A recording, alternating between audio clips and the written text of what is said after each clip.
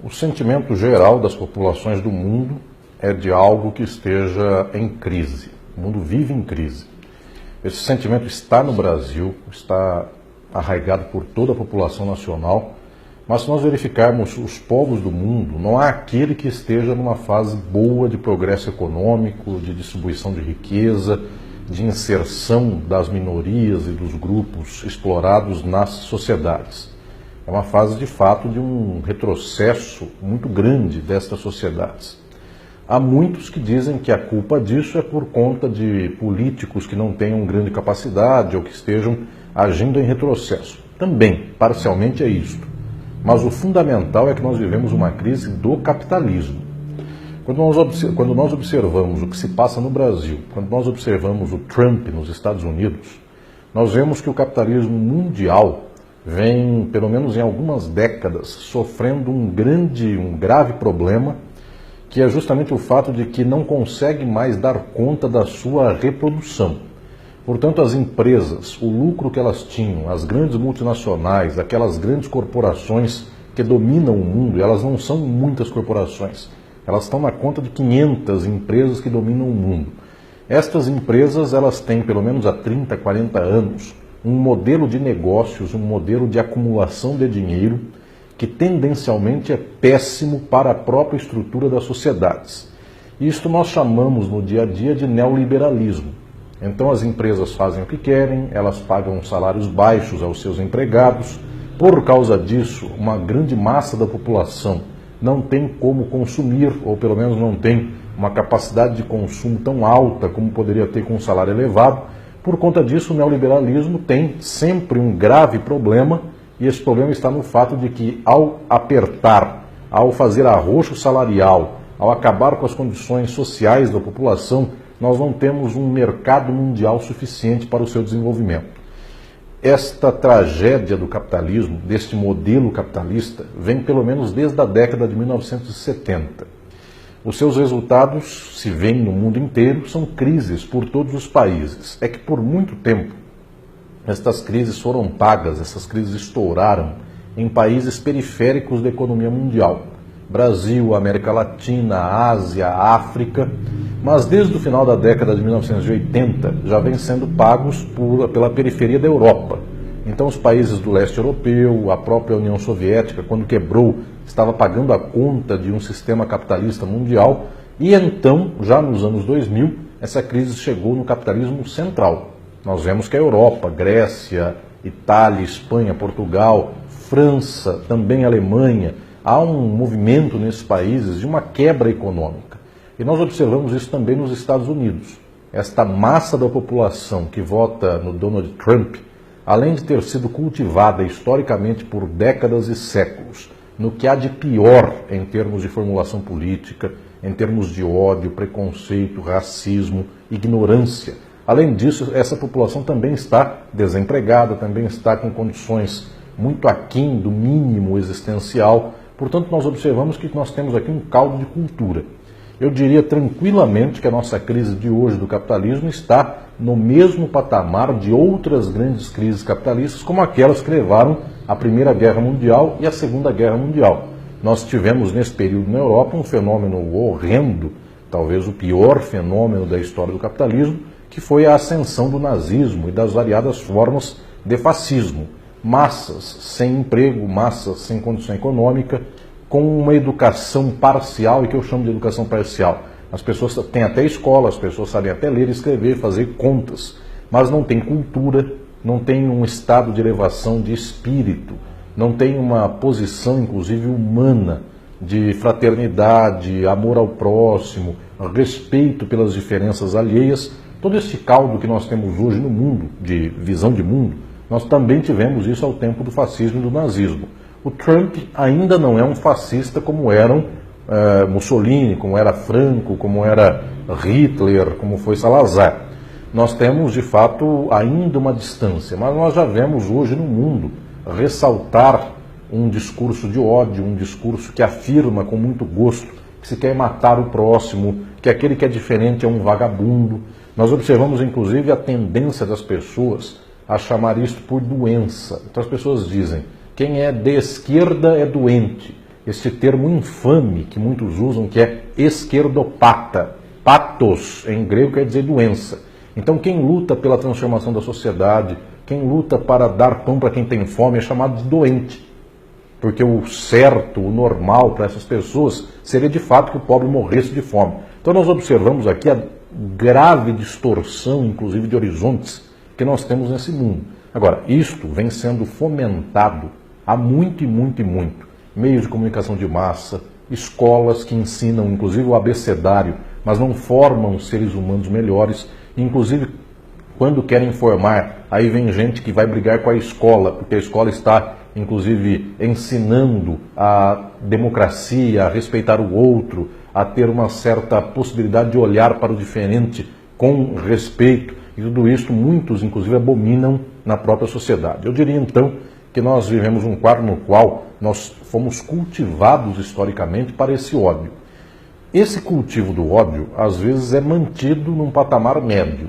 Mas quando, junto ao encontro deste movimento de ódio, vem também uma grave crise econômica e as pessoas ficam desempregadas e são incultas e não sabem explicar como funciona o mundo, aí então nós temos esta explosão, como acontece na realidade atual, na qual as pessoas estão desamparadas, na qual de fato elas têm uma vida péssima. Quando tem emprego, o emprego é muito ruim, o emprego não dá uma dimensão de dignidade para essa pessoa, não dá um horizonte pelo qual ela diga que aquilo é um sentido para a sua vida, ela tem raiva do que faz, aquilo não tem horizonte, não permite inclusive pagar suas contas e poder ter o mínimo de cultura, o mínimo de vida com uma qualidade existencial, nada disso acontece. E além disto, dos que têm um emprego e o emprego é péssimo, há uma multidão que nem emprego tem. Resultado, quando isto se junta, quando se dá esta forma de depressão das condições de um ser humano e das condições de vida na sociedade, e isto está muito ligado também com uma incompreensão sobre o mundo, nós temos o quadro que nós verificamos hoje na realidade. Como as pessoas explicam esta situação? Elas descarregam o seu ódio naquilo que os meios de comunicação de massa dizem que são os responsáveis por este estado de coisas. E, em geral, não é nem a classe política toda, são certos setores da política, quase sempre, aqueles que são odiados pelos donos dos meios de comunicação de massa. Portanto, nós temos uma manipulação total da população. Gente que nunca viu um ser humano na frente, um determinado ser humano, mas que o vê todo dia pela televisão, o vê pelo Facebook, o vê pelo WhatsApp e tantas outras formas de comunicação, essa pessoa já tem um ódio mortal daquele que ele nunca viu pela frente.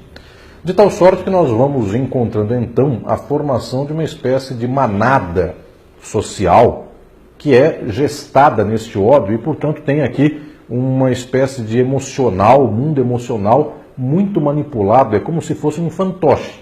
E nós observamos esta mesma massa horrenda que odeia determinados setores da sociedade do Brasil, que tem, portanto, aqui a bilis falando mais forte na sua vida, ao mesmo tempo essa mesma manada nunca foi para a cidade de Chapecó, mas sabendo que houve um trágico acidente aéreo com a equipe de futebol de Chapecó, todos os brasileiros são em favor de Chapecó. Ou seja, os brasileiros e qualquer população do mundo são manipulados para fazer amor, ódio, luto, matar, das mais variadas formas, e todos vão entrando neste grande caminho pelo qual a diferença entre matar alguém e estar em luto por conta de Chapecó é mínima.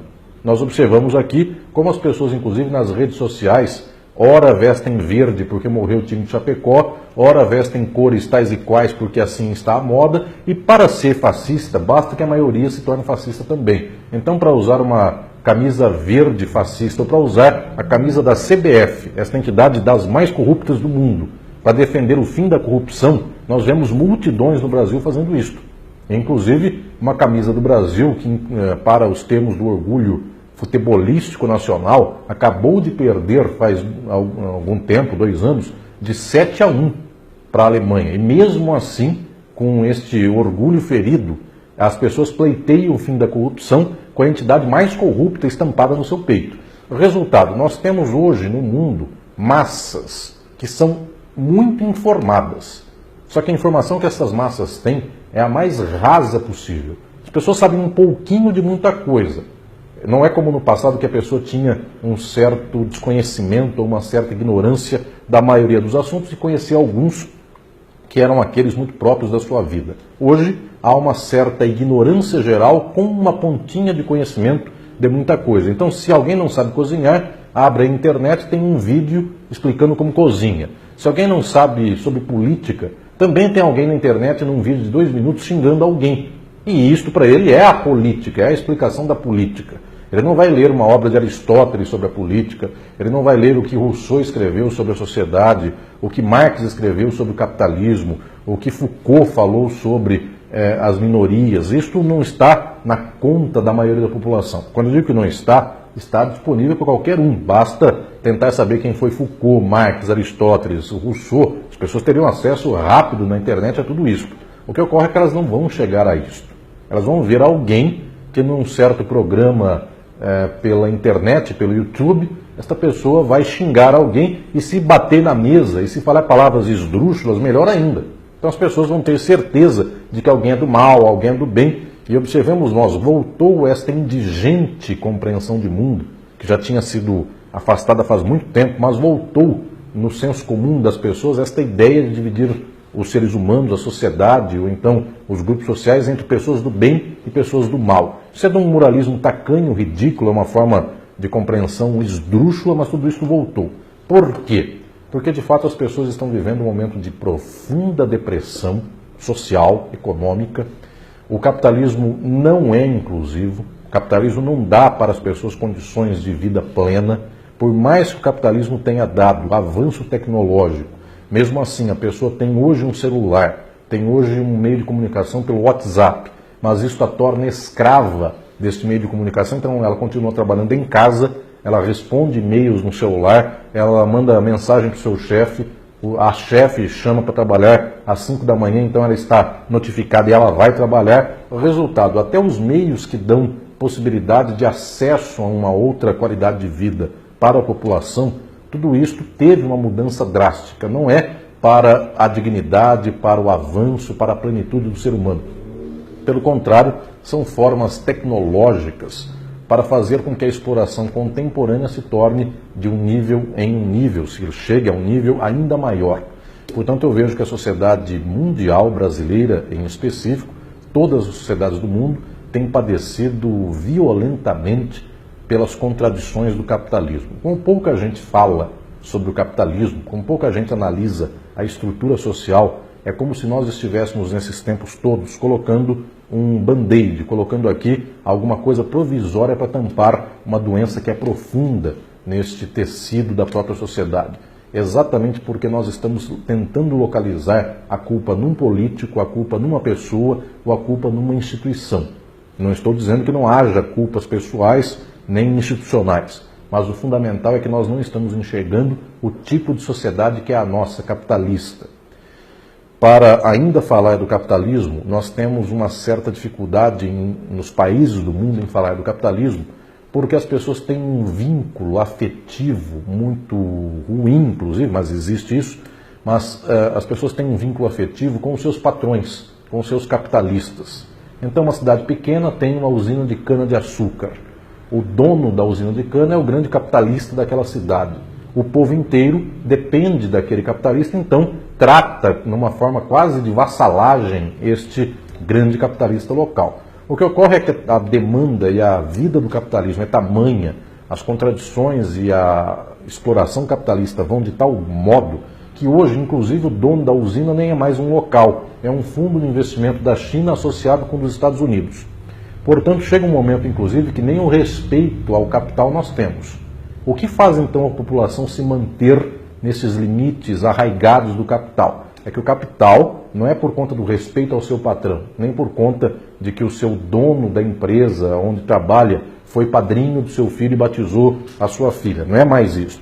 O que ocorre é que as pessoas são bombardeadas todo dia para consumir, para ter. E por causa disso, elas se põem numa lógica do capital de tentar acumular, de tentar trabalhar, de tentar ter dinheiro e tentar pisar em cima dos outros, ao invés de dizer que este sistema todo é errado. A pessoa quer ganhar o seu dentro desse sistema. Soma-se mais uma coisa a esse quadro geral. Qual é isso? além de escolas com um certo nível de formação simplesmente para o mercado de trabalho, não para a crítica, além de uma organização social no qual as pessoas são dadas a futilidades. A televisão só conta o que há de mais bizarro e que não informa num nível profundo a sociedade. Além de tudo isso, nós também ainda temos velhas manifestações que vão se travestindo de novidade e vão se colocando no quadro social. Uma delas é o contexto religioso. As pessoas têm uma certa ligação de mundo com a religião, um certo afeto moral com a religião, então as pessoas não compreendem a sociedade como um bloco ou uma estrutura.